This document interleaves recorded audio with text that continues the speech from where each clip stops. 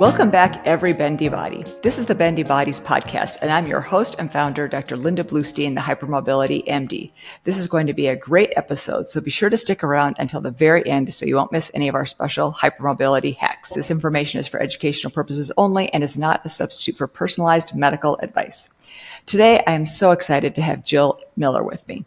Jill Miller has 30 years of corrective movement expertise that forges the links between the worlds of yoga, massage, athletics, and pain management. Her signature self-care fitness programs, Yoga Tune-Up and the Role Model, are found at gyms, yoga studios, hospitals, athletic training facilities, and corporations worldwide. Jill is the former anatomy columnist for Yoga Journal and has been featured in New York Times, Wall Street Journal, Shape, Women's Health, The Today Show, and is a contributing expert on the Oprah Winfrey Network. She is the author of The Role Model, a step-by-step guide to erase pain, improve mobility, and live better in your body, and a contributing author on self-myofascial release in the textbook Fascia, Function, and Medical Applications. She is the creator of dozens of instructional DVDs, including Rolling Along the Anatomy Trains with Tom Myers and Walking Well with Katie Bowman and Treat While You Train with Kelly Starrett, DPT. Her new best-selling book is Body by Breath, The Science and Practice of Physical and Emotional Resilience. A couple of seasons ago, co-host Jennifer Milner and I interviewed Jill in an extremely popular episode, number 30, focusing on fascia. So be sure to listen to that episode as well. Jill, hello and welcome back to Bendy Bodies. I'm so happy to be here, Linda. Thank you for having me back. Of course. I'm so excited to chat about your latest book, which I have to... This is an amazing book. It's also available in Kindle, right? So people can get it that way too. This is an incredible... Yeah, this is an incredible book. So this book, Body by Breath, The Science and Practice of Physical and Emotional Resilience. This is a beast. This book has... I think you could spend such an amount of time going through the exercises, reading through all the different things. There's QR codes to do further exercises. It's just an incredible resource. What inspired you to write this book? Yeah, the book is a very large book. It ended up becoming 480 pages. Believe it or not, Linda, when we were finishing up the first draft, we ended up cutting about 380 pages more from the book. So there were dozens and dozens of client testimonials and first case stories that we ended up deleting from the book because we didn't want it to become larger than it ended up being already. So how did it come about? There are many different tributaries to the formation of the book. This is really my life's work, and much of this work is my own healing journey of going through my body to deal with my own mental health challenges that ended up being corrective work for soft tissue imbalances, that ended up being emotional self-regulation strategies. So there are many, many different areas of health and wellness and complementary medicine that this book fits into, which I'm really happy about. I'm sure we'll discuss on the podcast. But technically how it came about a dozen years ago, I was doing a webinar with my friend, Dr. Kelly Starrett. He's a physical therapist. He's the founder of something called Mobility WOD. He's basically a god in the CrossFit space at the time. And he had a webinar on a platform called Creative Live. And he was a good friend of mine. He and I had been collaborating on some YouTube videos that he had a very popular YouTube channel. I introduced him to my approach to self-myofascial release and breath-based self-corrective work using my tools, the role model balls, things that we talked about. Maybe we talked about on the last podcast. But I introduced him specifically to a mobilization for the gut and the diaphragm using a soft, squishy, pliable Coregeous ball, which is one of my tools. And I didn't know at the time when I introduced this to him that he is an asthmatic. And he was so blown away by what happened to him. This was during the videotaping. And when I'm talking about like a 3-minute YouTube video. And by the way, when you're filming, you're under performance pressure. There's like this whole other stress that's going on. But he was so impacted and affected by what happened to him with this very, very simple self-treatment. And that is his mission. We have a shared mission of giving people permission to treat themselves. And anyway, long story short, that was part of the genesis of our friendship. He ended up bringing me onto this webinar to present on breath and to present on fascia. And I did 2 1-hour lectures on this webinar that was, seen around the world. And the next day I got an email from his publisher. So his publisher, Victory Bell Publishing, they published his New York Times bestselling book, Becoming a Supple Leopard. And they reached out to me and they said, hey, we'd like to publish your book. And I wrote back, I don't have a book. And then they wrote back, write one and we will publish it. And which is a gift, as you know, because you are also an author. It is not easy to secure a publishing deal. And I had this incredible opportunity to be able to share something with the world. It was so open-ended, like write one. And so I really thought I wanted to write this book. I wanted to write this gut-based approach to self-healing.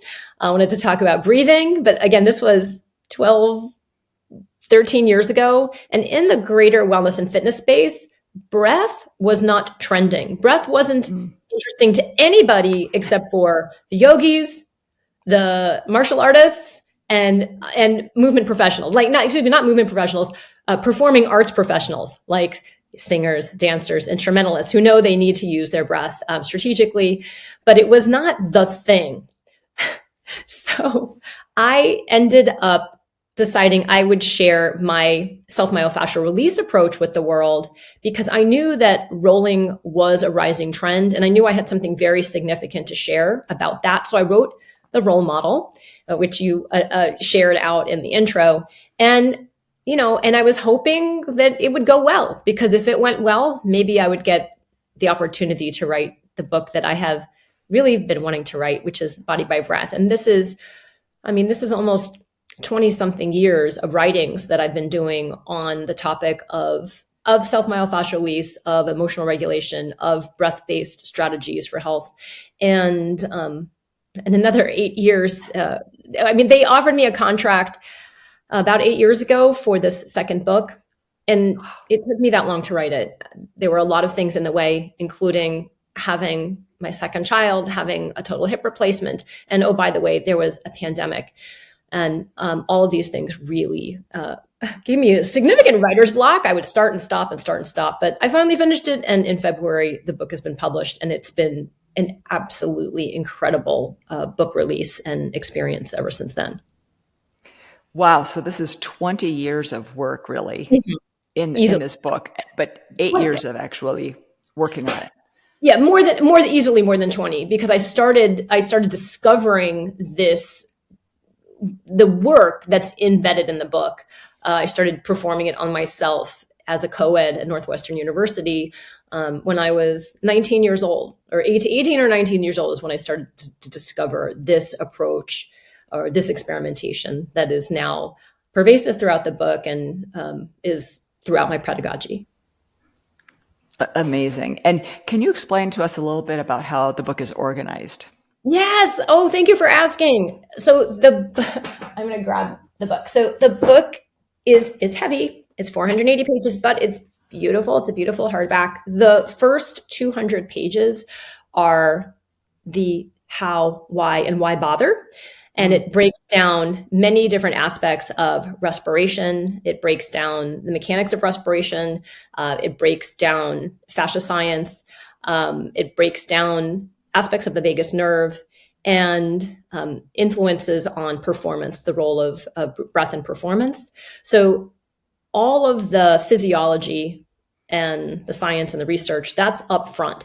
However, within the upfrontness, I understand how people can only take in so much. And there are off-ramps throughout the first part of the book that take you to QR codes. So you can head to YouTube and I'll re-explain it for you more magazine style. I'll re-explain things. I'll take you into body excursions. You can actually embed the experiences that I'm trying to describe in your body. And then the second part of the book are 4 different chapters of techniques. And the categories that help one with creating a body by breath are breathe, of course, breathe, roll, move, and non-sleep deep rest, also known as yoga nidra. So those are the techniques. Those are in the back of the book, or the second part of the book, rather. And then the very back of the book, there's two addendums, two appendixes that were frequently asked of me, constantly asked of me, actually. One is on scars and the other is on diastasis recti. So they didn't really belong into the interior of the book, but I wanted to be able to share strategies and some how, why, and why bothers for that. And those are at the back of the book. Okay. So this is really actually a combination of a book and a course, it seems like. Almost. Yes, self-practice. Yeah, I mean, we actually have a course, so if people want to be led more concretely and be able to easily create a programming paradigm around this, of course, we have a course. But yes, people who are more book learners will find that if they go through this and I give them strategies of how to, approach their own stuff, their own strategies, they can find ways within the book to do self-guided work. We're also creating an app because I understand there's so many people that are not book learners. They're more, kinesthetic learners or auditory learners. So that app, which will live on our website first before we create the app, is coming soon. We've been editing it for the last couple of months. That's really exciting because I feel like a lot of people like to learn in snippets, and maybe they might have the book in one part of their house or one location, and maybe the app, we always have our phone on us. So I feel like that's going to be a really cool addition to all of your incredible offerings. So that's going to be an exciting thing also to watch for. Oh, for sure. And it's over 100 different exercises. So there are so many things to get out of it. And you can really create your own compound pharmacy to induce the relaxation response, which this is really, really geared towards you being able to tolerate a parasympathetic state as a help towards your own embodied resilience. Mm-hmm. Yeah, and I want to make sure we can dig into all of what you just said. So hold that thought while we talk a little bit about why bendy bodies should care about fascia. I feel like we should back up and start there as we start to get a little bit more into some of the details about this topic. Great. Well, I hope that your listeners do go back into the archive and listen to our first episode together. I re-listened to it in preparation for connecting with you. But the reason we should care about fascia is because collagen is our most pervasive molecule in our body, in the body, in terms of the formation of all structures in our body. And if your collagen is the afflicted bit of your being because of your diagnosis, then we need to pay attention to really all parts of the body. But your fascial tissues are the organizing tissue of the entire body. It is the structural scaffolding that gives every organ its ability to have form and shape. And that includes your muscles, that includes your liver, doesn't include your brain. Your brain is very special, but all the other parts are collagen-based tissues. And so understanding the reliance of our mobility and our stability from collagen that has good integrity, it's imperative that we look at how are we impacting, first of all, how's our fascia impacting us, and how are we trying to impact our fascia in the way that we move, train, and move our bodies through space or stillness. And obviously, we did talk in the other episode. My recollection is we talked for sure about self-mobilization and some of the techniques that you teach. If someone has a limited budget and they want to get the book and they want to get some props and things, where do you recommend that they start? Well, obviously the book is a great resource, but if resources are limited, go to your library. Don't worry about buying the book. Go to your local library and request it. Request it multiple times. They'll get it. It should be offered for free to the public. I actually obviously need to pay for my own life here also, but we we can take advantage of public resources in that way. Obviously, I'm also an entrepreneur. I will always encourage people to get the tools that I provide, but you can use tools that you might have around your house as long as they are pliable. We can talk about why that's important, and have a bit of grip and aren't injurious to your tissue. And I think there's one tool that seems like almost everybody at this point in time has or has been gifted, and that is just a simple yoga mat. If you roll up a yoga mat or an exercise mat, the front or back of a yoga mat has a ton of grip, and you can roll the mat up to a cylinder shape that has just enough density that you're able to use it for point-based massage into different parts of your body that may be ailing. So while I am a soft tissue, while I am a self-myofascial researcher, in addition to being an entrepreneur, you don't need only these tools, and you don't need only this book. There are free resources. YouTube is a free resource where I've put many videos. Our website has many articles that detail the how, why, wherefore of self-myofascial release. So I encourage people to not be discouraged by a financial wall that might feel it blockades you from these self-treatments. They are available for free if you can be clever about it. So that's where you can start. But if you are willing, if you have the finances to invest, go to Amazon, get the role model, go to Amazon, get Body by Breath, and head to our website, and you would get something called the role model starter kit. The role model starter kit gives you all of the balls that we sell. And I always encourage people to get a second gorgeous ball because frankly, there are a number of different spinal decompression exercises that are throughout Body by Breath, not in any other. There are no place else except for my online library. I teach these spinal decompression exercises that are not just for decompressing the spine, but what they do is they are profound at adjusting autonomic tone. And that is very important for a bendy body, to be able to have a reliable input that can take you out of a highly anxious state and help you ground into your body, help you feel at home in your structure, give you a place to land.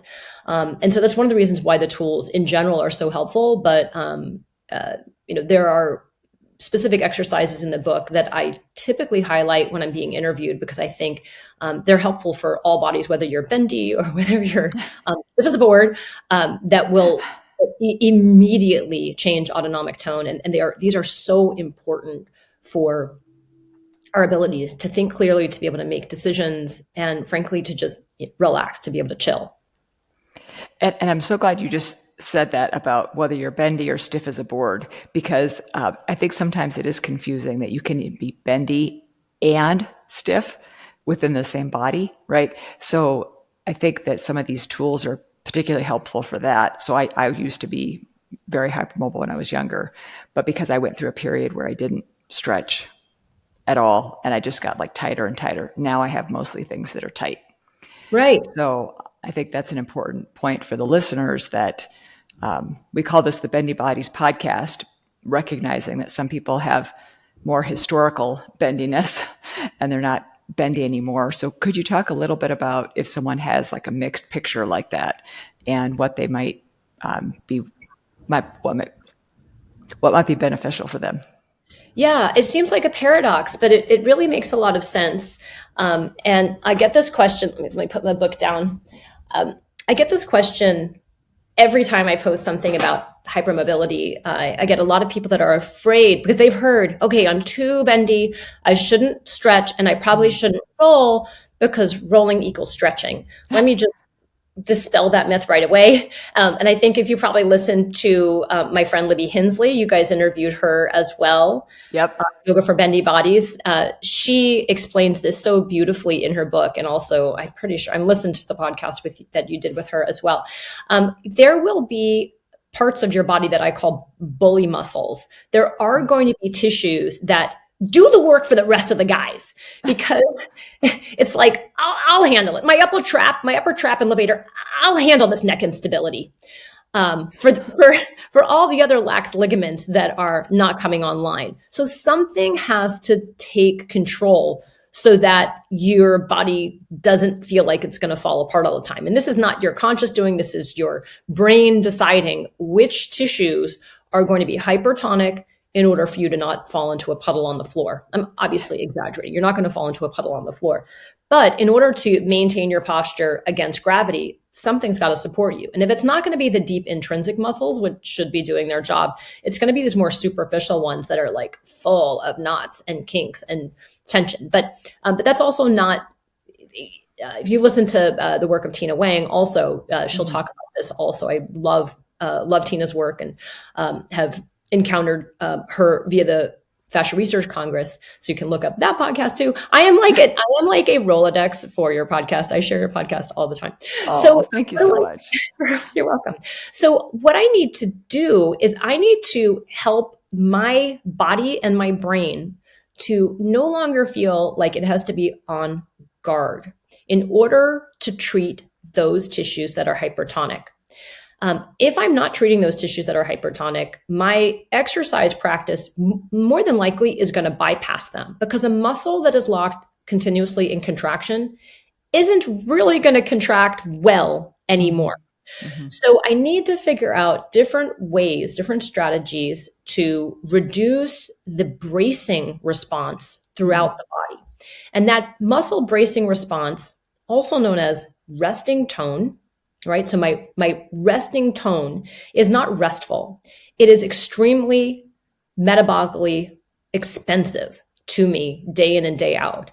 And so that is one of the reasons why body by breath type of work is so helpful for a bendy body, because it addresses holistically your entire autonomic tone. It switches off that gatekeeper that's telling your upper trap, your left psoas, your right soleus to stay on guard and tight all the time. Then once I reduce that miserable resting tone, by the way, you're going to feel even looser than before. That's when I can then use an implement to roll those areas that tend to be hot spots, and then do exercise protocols based on whatever you like to do, whether it's Pilates or gyrotonics, or it's isometrics or yoga tune-up, or whatever, or weightlifting, whatever is the strategy that helps you to feel put back together again. But then you're going to have more available tissues to both lengthen and contract through their entire movement cycle, so that over time I can continuously remodel this body and this brain overriding resting tone challenges that typically bendy bodies face. And that really is the protocol. It's not just, just relax. Yes, relax so that we can turn off this guard dog that is always on guard, and then massage him or her and let those tissues and the fascial tissues that accompany it, and also the unfortunate, abundant logjam of inflammatory cytokines that might be in that area from the tonicity, and I can flush that stuff out through rolling, and then I can start to retrain those tissues to learn a new behavior pattern. And that's going to be a lifelong process. What I tell my bendy people in terms of the rolling is, don't go after your joint junctions the way your Viking neighbor would. Stick to the center, stick to the muscle bellies more so. So that would be the big differentiator of rolling strategies. If I'm working with different hypermobile populations, is let's not focus so much on joint junctions, but let's focus on the muscle bellies more so than on Golgi tendon and myotendinous junction regions, because of the risk of dislocating. Mm-hmm. Also, use softer tools. There's no, the softer the tool, the safer it is in and around a joint junction. So if I'm using a hard foam roller or lacrosse balls, I really do risk overstretching delicate tissues, creating bruising, irritation, further overstretching or dislocates. But like the yoga tune-up balls are so gummy and chewy and and have this amazing grip that they're able to receive the bony prominence without further punching at it or irritating that region. And I love as you're describing this, because this is exactly why I am not a fan of muscle relaxants. Muscle relaxants, the biggest benefit that people get generally from them is it makes them sleepy. So it kind of relaxes them that way and kind of will generally relax muscle tone. But then, of course, that may, like you said, increase someone's risk of subluxation, dislocation, etc. It's not doing anything for the actual local hypertonicity that you said is trying to compensate for other things. And I love that bullying muscle concept. A lot of my colleagues, that's one of the first things they do is they prescribe muscle relaxants because tight muscles are painful muscles, right? But really what you need to do is address the root of the problem and not just put a Band-Aid on it. Yeah, it also, the muscle relaxant doesn't address the irritants local in the tissue because of the tissue congestion, because of the stagnation of lack of movement. That needs to be moved out. You can call that movement of lymphatics. I'm talking about movement of the extracellular matrix and the inability for the vesicles to decongest. And what's in that area, when I have a muscle that's in chronic contraction or a number of fascicles within a muscle that are in chronic contraction, you get a backup of cell death, frankly, and which is what I call the poo and pee of the cells. And we need to flush it out of the toilet. And the therapy ball movement, the therapy ball rolling, the pressure of it, gentle pressure, as well as then doing correct contractions after, that's what really is going to move that stuff out. Yeah, that makes a lot of sense. And besides working towards the middle of the muscle, working with softer tools, et cetera, as you just described, are there other certain exercises that you think are most helpful for bendy bodies? I think where the like there's a million.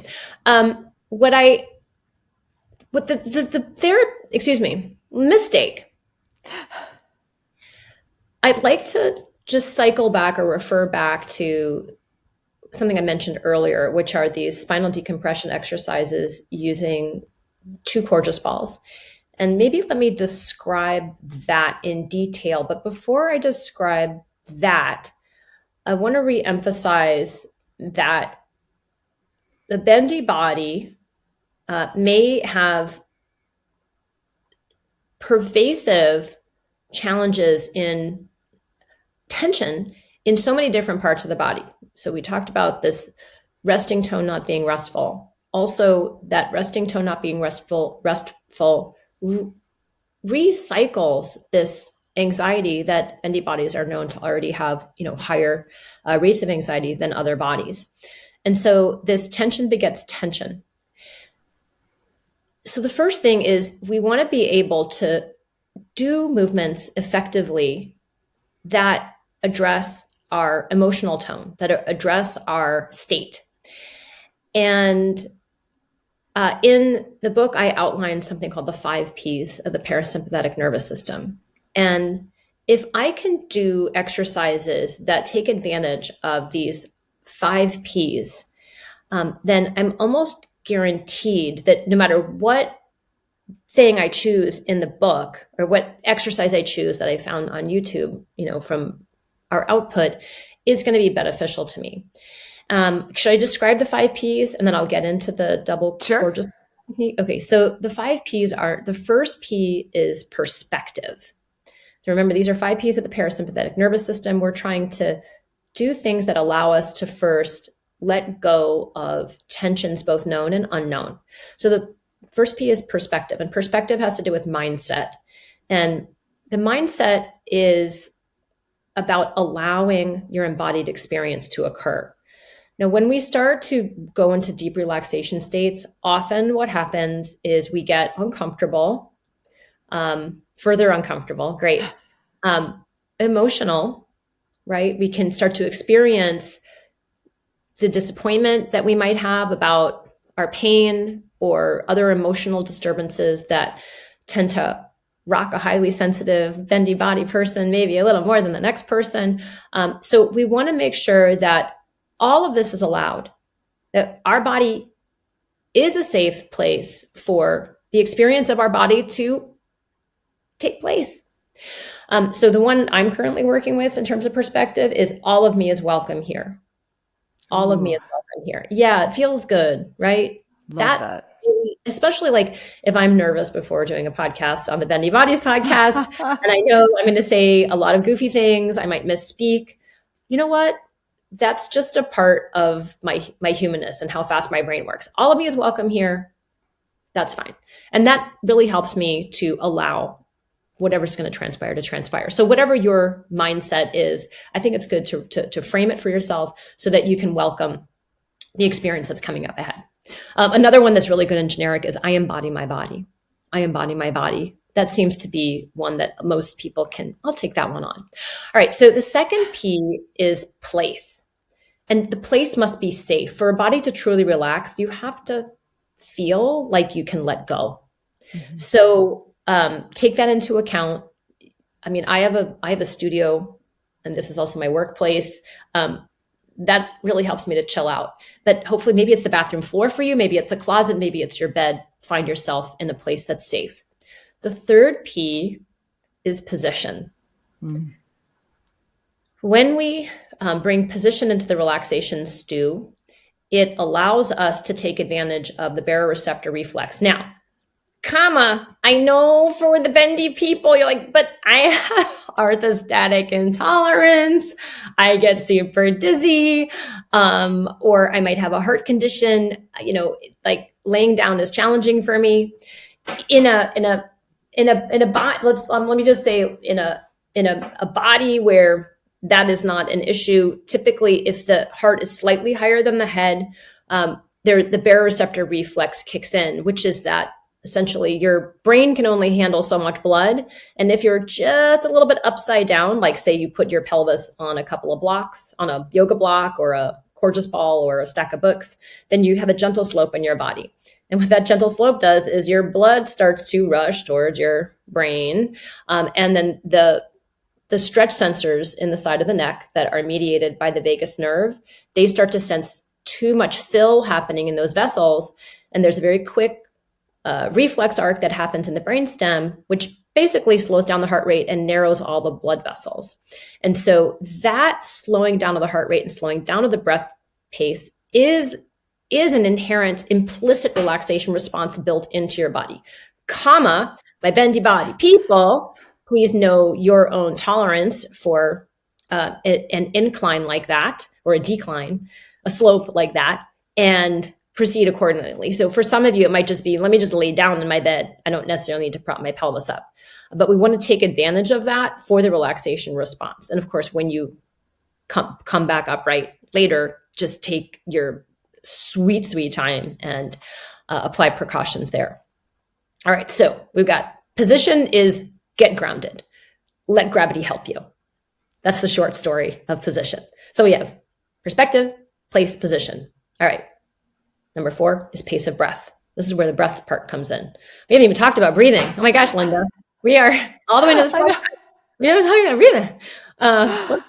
Like there's a diaphragm in there. And I'm not going to go into a huge long lecture about breathing. I'm going to keep this really short. In terms of the relaxation response, extended exhales typically are the thing that helps you to downregulate.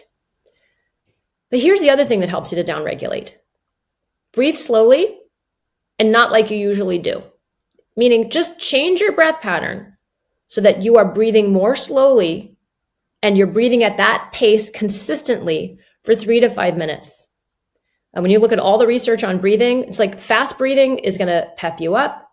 But bottom line, dive into a new breathing pattern that's slower than usual and try to make your exhales a little longer. And that's going to enhance your relaxation response. All right. So that's the 4th P. What's the 5th P? Palpation. Palpation. How do we do palpation in body by breath? We can do it with balls. We can do it with hands. We can do it with objects that are strategically placed to mitigate that unconscious muscle bracing and or to go into certain portals of tissue within the body that are known to enhance the relaxation response. So any questions about that before I get into this decompression exercise that I keep teasing? The only question I have is if you have any of the balls to be able to show us. We Oh, will put this up on YouTube at the same time that the yes, audio goes out, and I think it would be helpful for people to see if you have any of those props nearby. I sure do. I always do. So this is the Gorgeous ball. It's about the size of I have a very long head, but if I had a thin head, that's the size of a Gorgeous ball. And it's made from a grippy, pliable, air-filled rubber, and you can always modulate the fill. So it can have less air in it if you don't like to have that much displacement in your structure. And then we have a variety of solid rubber balls that are made from a grippy, pliable rubber in 3 different sizes. So right now I'm holding up the lime green ball is called the Yoga Tune-Up ball, and this is smaller than a tennis ball. The Therapy Ball Plus is the medium size. It's slightly larger than a tennis ball. And then the Alpha Ball is slightly smaller than a softball. But all of them are made from a squishy, pliable rubber, and they have a ton of grip. So when it takes a hold of tissue, I'm putting this on my chest right now for people that are listening, and I'm turning it. And as I'm turning it, it's twisting my tissue into a vortex that's grabbing the skin, grabbing the fatty layer, grabbing superficial fascia, transmitting stretch all the way to deep fascia muscle, all the way down to the skin of the bone, all the way down to creating stretch upon the periosteum. And so that grip is really important for exciting the many, many different sensory neurons that are pervasive throughout your fascial tissues. And that's another really important aspect of the rolling, is that while it's affecting all these autonomic aspects, that's really the emphasis of Body by Breath, it's also affecting the proprioceptors, the mechanosensors in those tissue, so that when you do roll, it helps your brain know how to locate those tissues in your body, and then they're better able to contract, and you're better able to sense those contractions. So that's a really big bonus that has been shown in the research, that rolling enhances force production, and it also enhances proprioception. Those are 2 big wins for a bendy body that trips and is inelegant unless they're doing their sport or their dance, right?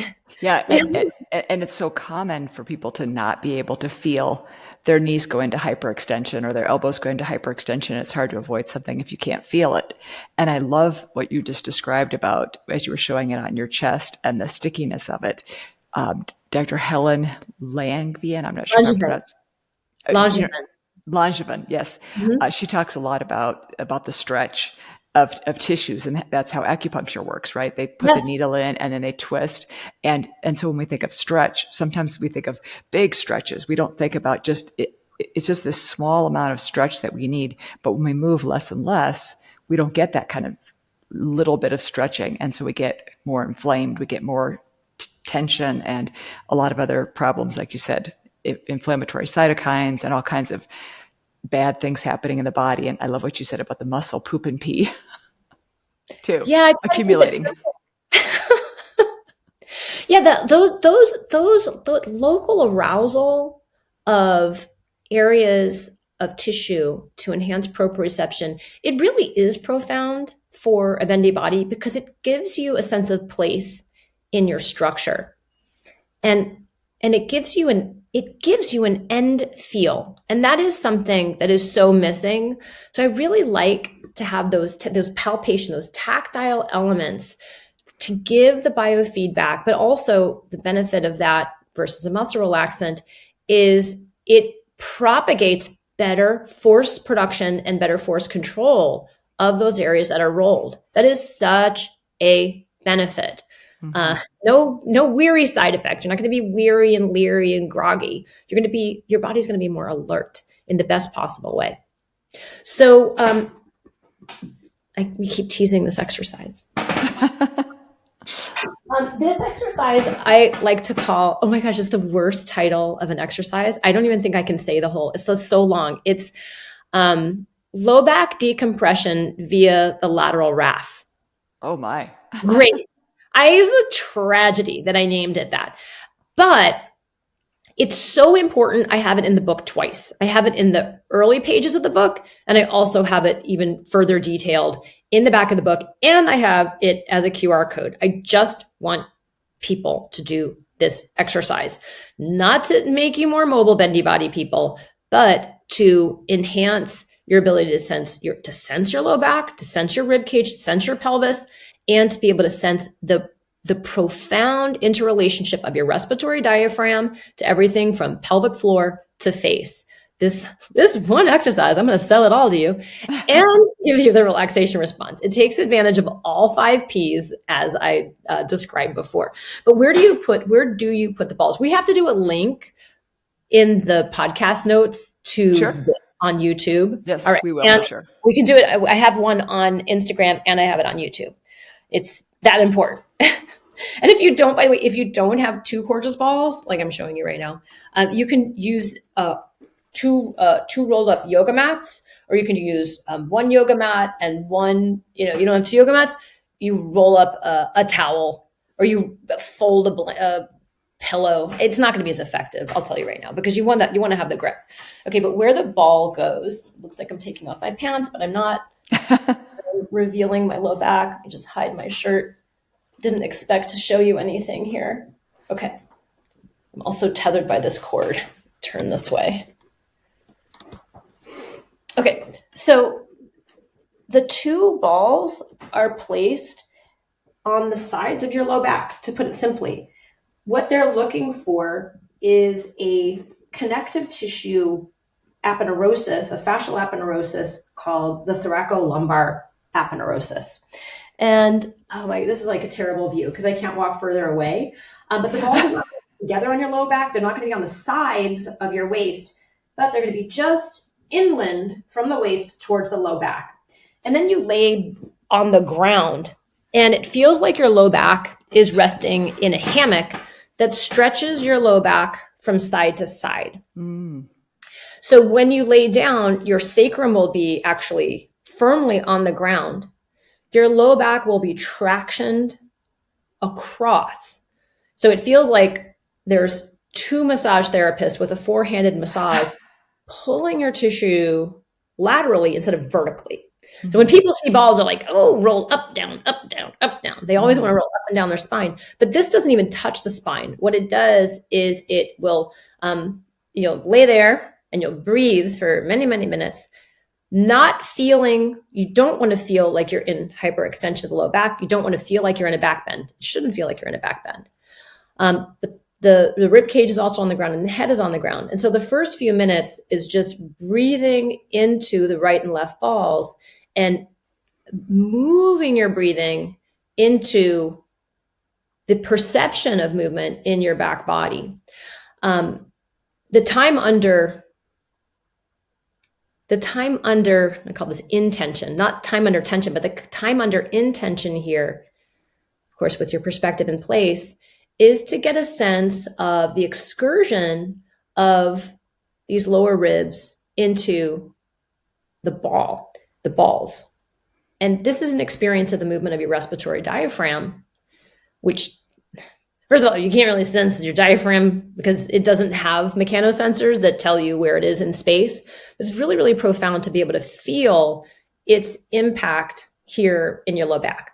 And in the meantime, this is also tractioning the sacrum, 4th, 3rd, 2nd, 1st, and the thoracolumbar junction as well. So places where bendy bodies and all bodies tend to have extreme hypermobility, but usually the treatments on the back are not these horizontal strokes. So you'll have an incredible sense of length and decompression, this traction experience. Within that, I start to have people do tiny pelvic tucks and untucks, and that creates an undulation-like movement. So then you'll start to create little tiny movements, spinal undulations that will have a ripple effect from sacrum to skull in tandem with the breathing. So we add up all of the 5 Ps together here with the palpation, with the perspective, the position, the pace of breath, and a little bit of movement in there to increase this palpation experience. Then you take the therapy balls out after 2 to 5 minutes, and you will have flipped what I call flipped on your off switch. So this will change resting tone. And then from there, this is one of the things that I do when I'm really spun out, but it's also something that I like to do before I do core training, because now I know I no longer have muscles that are gripping unconsciously throughout my spine. Maybe it's your left QL, maybe it's your right psoas, maybe it's your multifidi in your mid thoracics. Who knows what it is? There's so many. There's such a profound, pervasive relaxation response that happens throughout here, and now you can try to control the muscles, turn on the muscles you want to turn on, and slowly rebuild your core strength, which is a great place for bendy people to start from. So I think that might be a good recipe. That sounds like a fabulous one. And people who are in chronic pain tend to breathe very shallow. Oh my goodness. Where do I start? Mistake. Oh my gosh. It's dry where you are. It is incredibly dry. And I struggle more in the morning than I do later in the day. Probably my coffee doesn't help. I love that exercise so much. And especially as I'm thinking about people in chronic pain and how so often once we get into chronic pain, and I know I've done this a lot myself, we start to breathe more and more shallowly. Because I think some of the things that at least I've struggled with as an anesthesiologist, who I put people to sleep, I control their breathing. I've been breathing my whole life. And so then I hear things about breath and I'm like, well, but we just do that, right? But we could be doing it in a way that is not serving us, is the point. Oh my gosh. Can we talk about breath now? Oh my gosh. Yes. At this point in the podcast, the book is called Body by Breath. So this exercise is, all the things you just said is so helpful because it pours our attention into what I call zone 1 of respiration. And that is the stuff below the rib cage, to try to improve the excursion of the diaphragm into and upon the tissues that it rests atop of, which are all your different abdominal layers, all of these organs, obviously the pelvic floor as the basement membrane of diaphragmatic impact. So it attunes us to being able to improve this zone 1 range of motion for breathing. And when we get into zone 1 breathing, again, which is this area below the diaphragm, its happy place is parasympathetic dominant state. So it's going to turn on a relaxation response. A body in a high pain response is typically going to be in either a zone 2, which I'll describe, or worse, a zone 3. So zone 2 breathing occurs and by the way, this is my model. I have this modeled out in the book. It's not medical. It's just a helpful model in terms of, well, how are we going to treat these different myofascial tissues throughout the trunk, head, neck, and face based on somebody's pain, movement, and breathing patterns. So the zone 2 occurs within the rib cage itself. And that is an important area to breathe. That is our area of breathing for sport. That is when the intercostals and diaphragm collaborate to allow for the ribs to upwardly rotate on inhale and downwardly rotate on exhale.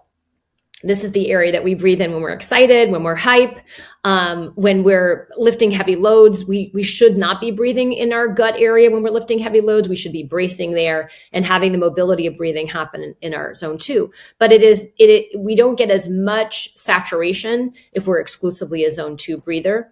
And often what happens if we tend to be a zone 2 breather day in and day out, we don't tend to have good exhale capacity. We don't tend to really get all the air out.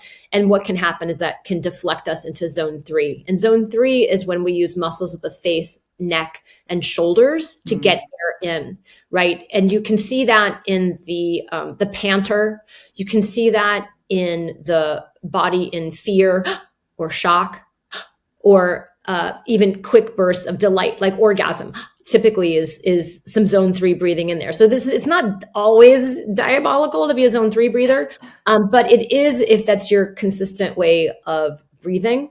It's truly harmful because it's so metabolically costly to use your scalenes and your sternocleidomastoid and your trapezius and your levator scapula to get breath into your life. We want to use them in case of emergency only. And so this model for me of this zone 1, zone 2, zone 3 really helps.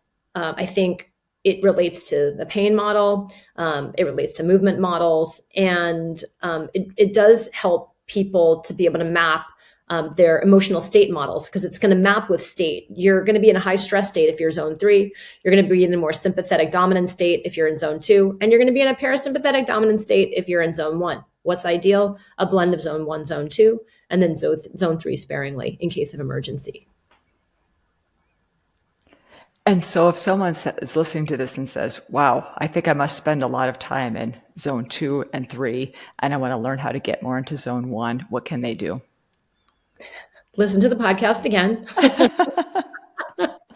and do all the things in Body by Breath, and jump over to my feed and just find so many different, free posts that describe how one can turn on their off switch and commingle these 5 Ps and these principles that can allow you to stay present in a parasympathetic state longer and longer, because it can be pretty scary. And I think that when I say scary, it's because when people start to let down their guard, they start to have their feelings, right? The feelings that we've been running from, or the feelings that we've been avoiding, or the feelings we'd rather not experience.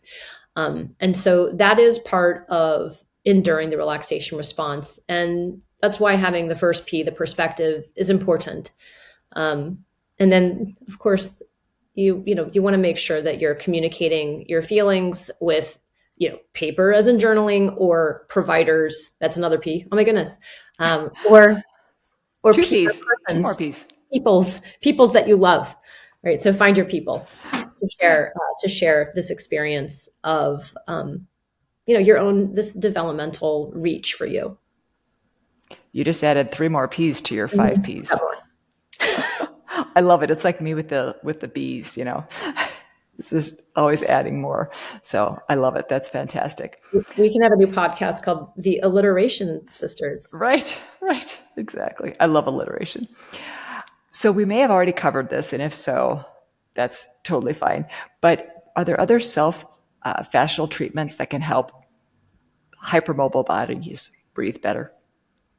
To breathe better. Yeah. So I think so we did this deep gut thing. You can also do that similarly in the ribs. You can, attune the tools, obviously, to your stretch, your pressure tolerance. So for many people, if you're like, I'm afraid I might dislocate, go to the wall, lean against the wall. Like, use the smaller, firmer balls, lean against the wall. There are neck things that are really helpful for the hypermobile person. And I don't have time to describe all of that, but a really short, easy thing that I think can be very helpful for zone 3, hypertonicity, is just a finger massage on the cheeks, the forehead, plucking on your own sternocleidomastoid.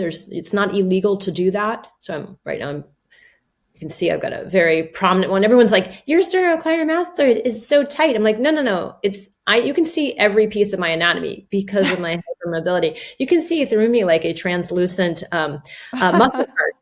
So this is a very nicely compliant SCM. I'm not concerned about my SCM. But anyway, you can pluck on that. And you can also take your fingers right onto, this is really helpful for my TMJ people too, like the front of your chompers, the front of your masseter, like you had a horse bit, and you can just do some pressure against your masseter. How do I know I'm on a masseter? Just try to clench your teeth and you'll feel the front border of that muscle pop in. I don't need to go on my jaw joint, but I can just latch there. And I can also use my sort of the ant chubby cheek technique. I can pinch that muscle and pluck it out. And if you're like, I don't want to touch the muscle, you know what? You can pinch the skin of the face and traction it away. Allow yourself to breathe. That's really great to actually decongest the maxillary sinus. I'm doing all of this on camera. That's why I sound funky, folks. So I can do skin rolling along the face. And it's so accessible. You can also, of course, do this with yoga tune-up balls. But when I say skin roll, it's pinch and walk your fingers all around. the mask of your face, because these muscles, many of these muscles are floating superficially very close to the surface. And so I can access them. Why are these muscles? These muscles are, many of them are innervated by the facial nerve, some of them trigeminal, but the facial nerve and the trigeminal nerve, by the way, share source nuclei with the vagus nerve. And so just by doing face-based massage, it can slow down. It can slow down my stress response. It can alter the high heart rate, right? So I can slow down my heart rate. I can slow down my breath pace. And this is all just like right here at your face. Wash your hands first, especially if you're going anywhere around the eye. I have to say that, with soap and water. But the face is a great, easy target. And you can do this while you're, I don't want to say you should multitask, but if computer work is stressing you out, give yourself another input. Roll your face while you're doing the other computer stuff, so that at least you have this other option of making a shift. And that's a great little break that you can take too from doing your computer work. So maybe you're not, I agree with you about the multitasking, and I tend to do it a lot. So it's, yeah. But you can also do this pretty easily and quickly in a little mini break from your computer work. So I love that. And I think you get asked this question a lot, but how do you manage your own hypermobility symptoms? Oh, rolling, one, and strength training. I love doing strength-based work, and I added that strength-based work into my world, resistance training. Gosh, it's been well over 20 years, I think, working with weights. But also the program Yoga Tune-Up that I created many, many years ago. That's probably older than 20 years also. This work is, in general, been very helpful for keeping me stable and mobile as well, and being able to continuously stay awake to my end ranges and not to blow past them. So it's a combination of mobility work, disassembling yoga poses, prioritizing healthy movement, rolling, strength training, and that all embedded within that is breath-based work. I don't like to call it breath work. That is the buzzword. But I breathe strategically in anything that I do. How's that? I was going to ask you what we should call this episode. I think breathing strategically might be a good title. Do you have any other ideas? Because when you said that, I thought that would be a cool. Oh gosh. I don't think that's really a zinger. It doesn't sound very zingy. Yeah, we need to think of a zingy title. So Maybe it's hard to come up with that. I think that this is about, the body by breath is about using, breathing is a body-wide experience. It is not a nose to lungs trip.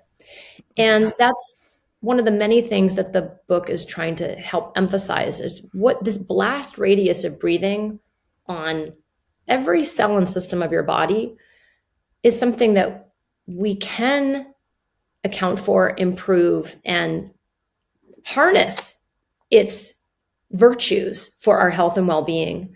So I think this is like improving your breath smartness. I don't have a title for you. I'm usually pretty good, but you also have a specific audience that, that you're speaking with. Mm-hmm. The other ways that I deal with my hypermobility is I know that I am not injury proof, and I'd love to be injury proof, as all of us would. I know that injuries are going to come. So I think of a lot of the work that I do as preventative, on a constant preventative measure. I'm not waiting for the next accident to happen. I know it's going to happen. And so one of the tools that I really have come to rely on when I start to experience acute pain that's not going away, that I can't seem to roll away or exercise away, is extracorporeal shockwave therapy. I am such a zealot and proponent of this tech. Have you used it, Linda? Mm-mm. I just finally did a reel about it. I did a reel about it yesterday. I've been wanting to do it for 5 years, but I didn't have a cameraman in the room until my son, my 7-year-old son, and my daughter, actually, she didn't do the video, but my son took a wonderful video while I was at my chiro on Saturday. And so I could finally show people this amazing treatment that I get when I have acute spells that are also not showing up in any type of testing. Like the muscle tests were all fine, but I'm like, no, I have pain near my bicipital groove, and I'm not sure what it's from. Blah, blah, blah. Anyway, the extracorporeal shockwave therapy sends acoustic waves into your body and finds areas of calcification within connective tissues, within ligaments, within tendons, within nerve sheaths, epineurium. It's an adaptation of lithography. Lithography, help me. The kidneys. Say the word. Lithography? Is that what you're trying to? Lithography? I'm not sure. My husband is a urologist and did lithotripsy his entire lithotripsy.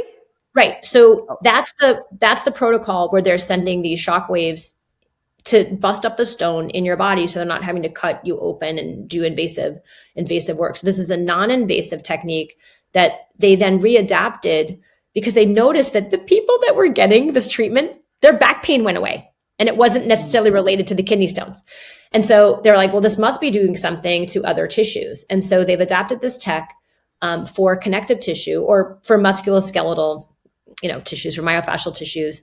And the most pervasive research has been on plantar fasciitis, very high success rate, but it works on any area of the body that has muscles and fascia and ligaments and tendons. So that has been for me very helpful because it also reduces inflammation. So maybe you aren't calcified, but when there's suddenly this acute blow up, like I don't know what I did I overtrain? It can even help with acute flare-ups, and it's a very low-cost intervention relative to pills or surgery or MRIs or what have you. So I'm a huge fan of that. I do have a neighbor who has had that done several times and has said that it was very, very helpful. I've just never done it personally myself. So, but that's great to know about. Yes. And I mean, if people are like, well, where do you find this? Usually it's physical therapists or chiropractors would have the unit. In Germany, they are, I think every orthopedist office has one. Like these are, it is a very common tech in Germany, but in the US, it's not FDA approved. It's still, on the outskirts. I just think every person should have this in their house because it is so effective. It's like an electric toothbrush for your connective tissues. Oh my gosh, that's brilliant. An electric toothbrush for your connective tissues. I love that.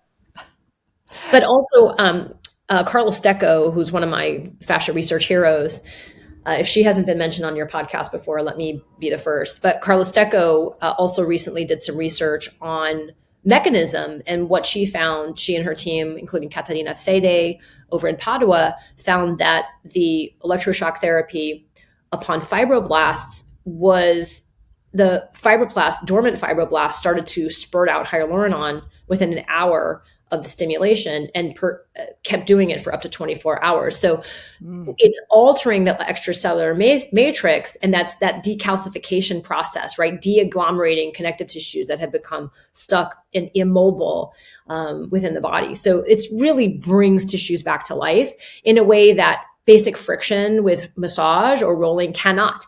And so that's why I'm so thrilled to find a treatment for who knows why you got this thing or that thing or the other thing, but you got it. And if exercise and massage and physical therapy and this treatment and that treatment are not working, try this. Mm-hmm. See if it works. It's working for my mom and her adhesive capsulitis. If you go to my Instagram page today, and you can see the number of people like, oh my gosh, this totally solved this problem I was having here, there, the other way. So that's especially interesting to me because I am currently dealing with bilateral adhesive capsulitis, and I just had MRIs of both of my shoulders, and I have, arthritis and some cysts and subacromial cysts and various different things. I definitely, and rotator cuff tendinopathy, et cetera, et cetera. Gosh, Yeah. Linda, I'm Yeah. so sorry to hear that. The impressions was like very, very long, but Yeah. no frank tear, nothing that's probably, surgical or anything. Yeah. And even if there was a surgery for that, like effusion, how are they going to get rid of the fluid? So Yeah. I am going to try that. And I will report back. Please do. And do you know who has a unit near you? I do. I'm going to go to the person that my neighbor recommended. I'm so excited for you, Linda. I just sent one of my longtime clients who had a knee replacement, and he had persistent chronic pain going on in his rectus femoris. It just would not go away no matter what he did. The massage, the PT, the da-da-da-da. And I said, just go see Dr. Tosh, get a treatment. And within one treatment, the pain he had had for a year and a half, gone. Really? Yes. I mean, if they're able to, he just found he had calcified at his articularis genu. So that's just the superior aspect of the joint capsule of the knee. Come on. Wow. That's where the catch was. Right. Fascinating. And get it with massage. You can't de-agglomerate that amount of thickening, but this tech can. Right. And what I love about that is so often people that have hypermobility, if we have surgery, we end up with all kinds of complications, and it didn't address the root problem anyway. So I think if we can have as many tools as possible to try to avoid surgery and try to improve function. And like you said, there's a lot of other things, obviously trying all the different techniques that you've mentioned, physical therapy, massage therapy, nutrition. Oh, of course. Yeah. Psychedelics, whatever, all the things. It was like, there was one thing I was like, I am ready to try psychedelics. Like, I am in so much pain around this one thing. And then it was like, oh, all I had to do was the shockwave and I don't have to do the psychedelic. Great. Yeah. Because then you start blaming yourself. You get into that game. You know what I'm talking about. You get into I do. game with your pain.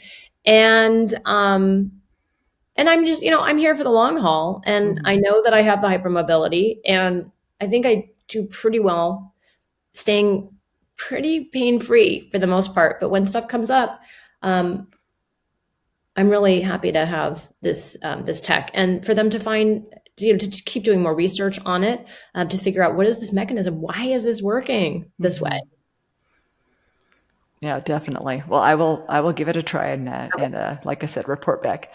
So do you have a favorite hypermobility hack? This is how I like to end every episode, by getting some good collection of hypermobility hacks. My favorite hypermobility hack. Well, this is going to sound crazy, but I do like talking to people about my hypermobility, like, amongst friends. So I do like community.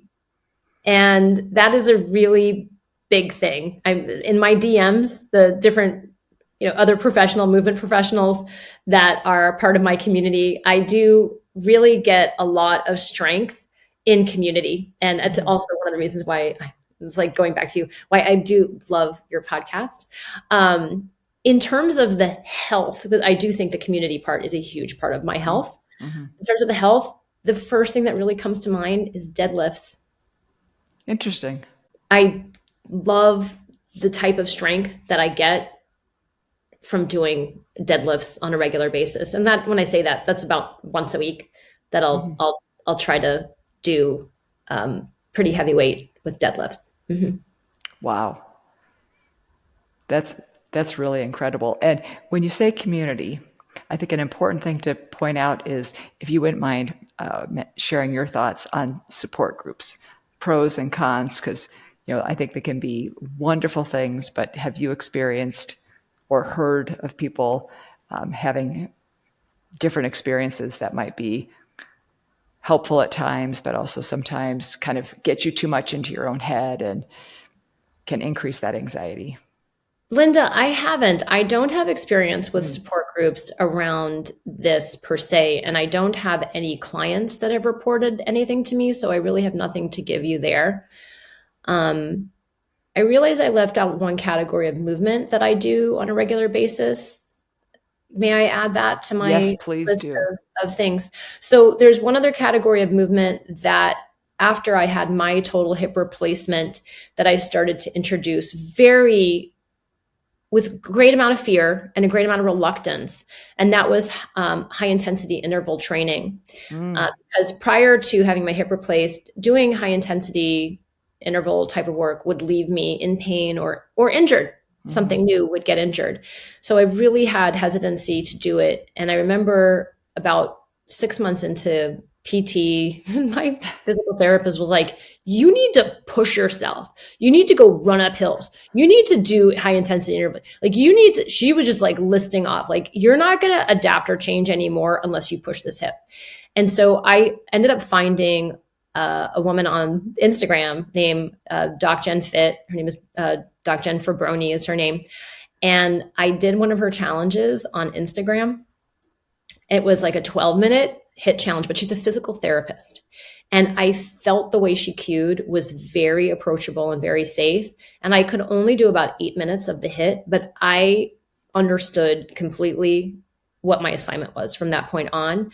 Anyway, long story short, I have included healthy HIIT into my movement practice ever since then. And even Jen and I created a program called Roll into HIIT, adapting intensity for every body. And one of the things we do address within the context of the HIIT is adaptations for people with joint replacements or hypermobile bodies and whatnot, and how important it is to make sure to include, and why it's important to include this type of variability for your health and adaptation and well-being. So I just wanted to make sure that I gave a shout out to those of you who may have joint replacements or are approaching HIIT with great hesitancy. There is a safe place for you now, and our program was specifically designed with these, with this type of cohort in mind.